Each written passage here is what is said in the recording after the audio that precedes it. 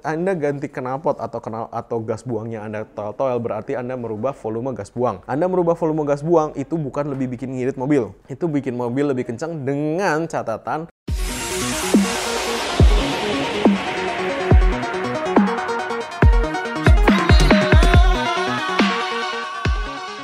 Hai Lovers, balik lagi dengan saya Lulung Dokter Mobil. Kali ini di Stabil edisi Nissan March.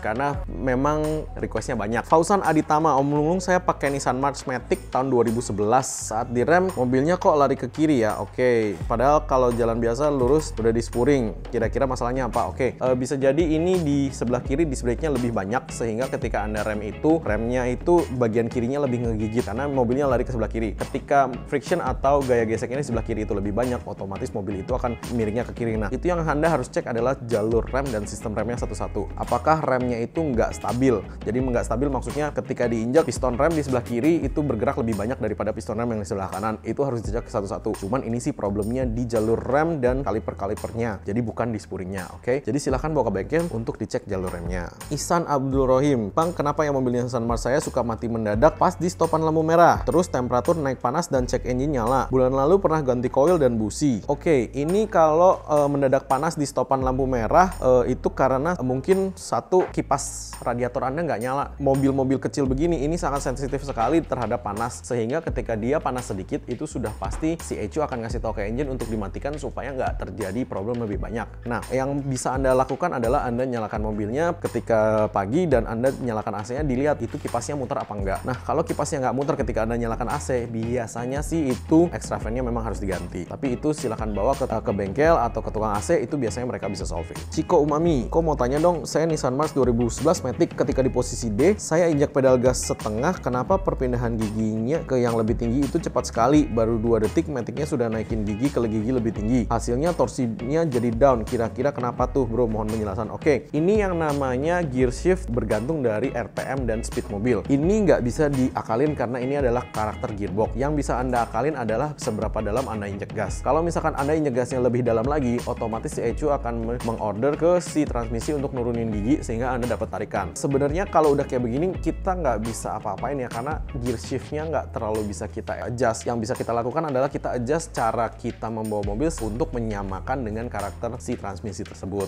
gitu. Fauzan Aditama, mobil saya Nissan March 2011 kilometer 66.000. Kemarin saya cek dipstick oli, mesin masih ada kerak-kerak hitam menempel di dipstick oli, padahal setiap mobil setiap diservis dan diganti oli diberes. Apakah aman? Oke. Kalau di kita lakukan yang namanya cuci darah ya. Jadi maksudnya ketika kita ganti oli itu, kita benar-benar isi dengan engine flush yang bagus, kita keluarkan semua kerak-kerak dan oli-olinya, dan oli-oli yang tersisa di dalam ruang-ruang mesin itu kita keluarkan semua 100%. Sehingga apa? Sehingga oli itu yang dimasukkan itu 100% baru dan bersih gitu loh. Nah, ini efek dari ketika ganti oli itu gantinya nggak bersih dan masih bersisa. Tapi makanya ketika ganti oli itu cari yang bener gitu loh. Jangan cuman sekedar buka baut di bawah, tuang sampai kosong, pasang lagi isi. Nah, itu nggak boleh. Dan saran saya tetap filter oli setiap ganti oli itu harus diganti. Kalau nggak masih tersisa, tergantung berapa besar filternya, itu oli bekas di situ. Max Stefanus, kalau Nissan March 2012 Matic, setiap jalan dari berhenti ada bunyi suara tek-tek sebentar dari bawah mobil, kelihatan dari tengah mungkin dari transmisi, tapi scan OBD clear nggak ada fault code, terima kasih. Oke, itu harus dicek ya bunyinya apa ya. Kalau misalkan ada suara tek-tek itu banyak faktor sih. Kalau dari transmisi sih biasanya nggak satu kali itu aja sih, biasanya lebih sering. Nah, bisa jadi di remnya, bisa jadi di remnya pistonnya nggak balik, itu juga bisa. Kemudian bisa jadi di sistem gear rodanya itu sendiri. Nah, tapi balik lagi itu harus dicek dulu, karena kalau bunyi-bunyi begini susah didiagnosis, harus benar-benar ada waktu itu mobilnya fisiknya. Reza Arab, mobil saya Nissan March 2012 kalau mesin nyala idle atau RPM rendah, lampu di kabin dan beberapa lampu instrumen berkedip dan tidak stabil. Apakah ini ground jelek, alternator rusak, atau voltage regulator? Oke, caranya ngecek adalah ketika Anda nyalakan mobilnya, Anda nyalakan AC, nyalakan radio, nyalakan semua lampu-lampunya, itu itu Anda pasang voltmeter di aki positif dan negatif. Nah, ketika aki itu berada di bawah 12 volt, itu berarti pengisian dari alternator ke aki itu tidak stabil. Seberapa hebatnya Anda ganti aki, kalau pengisian dari alternator tidak stabil, ini akan cepat rusak. Nah, itu yang dibutuhkan servis itu alternatornya. Kalau groundingnya jelek, biasanya mobil itu setelah panas itu susah di starter lagi. Cuman faktor ini harus dicek ke yang benar-benar ngerti. Kalau di dokter mobil kita ada sih gimana caranya ngecek groundingnya itu udah bener atau belum, karena kita ada satu tester pen khusus yang ngecek berapa banyak sih grounding yang tersisa di situ. Itu ada.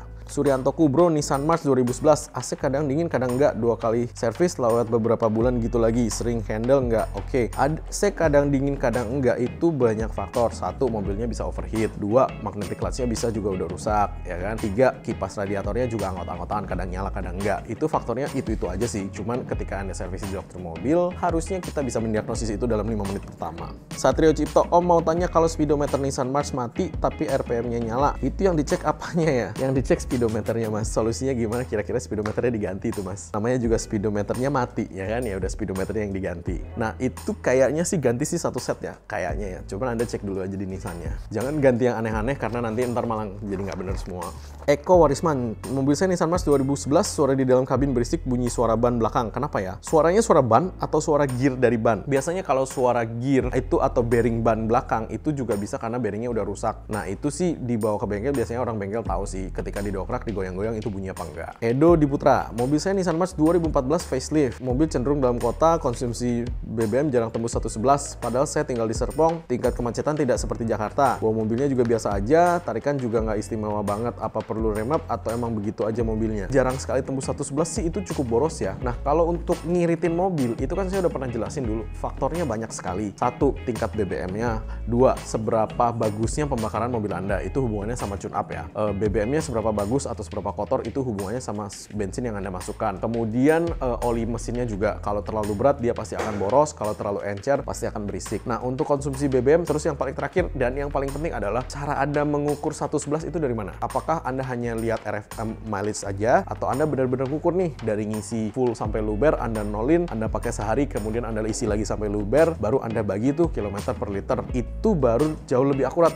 ketimbang Anda hanya kira-kira atau Anda hanya lihat dari mileage-nya itu aja. Karena kalau lihat dari mileage-nya itu aja, kalau Honda dia ngitungnya adalah berapa lama mobil itu nyala. Jadi ketika Anda kena macet otomatis dia turun terus tuh. Terus ketika Anda jalan jauh terus otomatis dia naik lagi tuh. Tapi kan hitungannya jadi off gitu loh. Nah, sebenarnya ngitung yang bener itu begitu. Anda isi sampai luber, Anda nolin itu kilometer, pakai sehari walaupun itu cuma 3 km, isi lagi. Kan ketahuan nih berapa liter per kilometer gitu loh. Aditya Destra, mobil saya Matic 2013 kurang bertenaga juga ditanjakan. Kenapa mesin Nissan March raungan mesinnya sampai seperti itu? Saya juga punya bunyi mesinnya yang meraung begitu, Om. Mohon penjelasan. Oke. Ini dibawa aja dulu. Matic tahun 2013 seharusnya udah ganti oli Matic. Nah, kalau Anda terlambat ganti oli Matic, biasanya Maticnya yang problem. Nah, kalau Anda bilang mesinnya sampai meraung begitu, itu indikasinya adalah slip dari transfer dari tenaga mesin ke roda, itu berarti dia slip di tengah nih, berarti dia slipnya di transmisi. Nah, itu harus dicek dulu. Petrosa Alex, aku mau bertanya, punya Nissan March, gimana cara menambah speed power untuk konsumsi BBM irit? Konsumsi lumayan boros, dalam kota 8,3 liter. Oke, konsumsi dalam kota kalau misalkan boros seperti yang saya sudah jelaskan tadi, faktornya banyak dan Anda cara menghitungnya juga harus benar. Itu bisa dilakukan dengan tune up dulu, olinya diganti yang lebih bagus, kemudian Anda bisa ngeceknya juga jauh lebih bagus dengan cara yang saya sudah jelaskan tadi. Dwi Cahyanto, mobil saya Nissan March kalau ganti silencer atau restorator tanpa mengganti header, apakah mobil itu bisa membuat mobil itu kencang dan irit setelah disetting ECU-nya? No.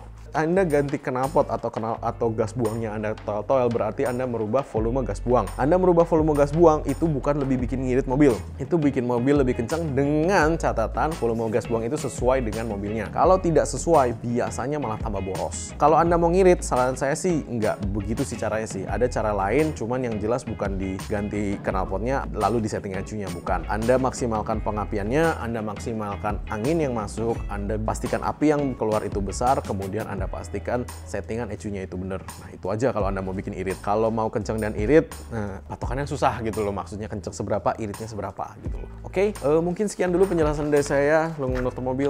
Thanks. Jangan lupa subscribe, like, dan komen di YouTube kami. Thanks.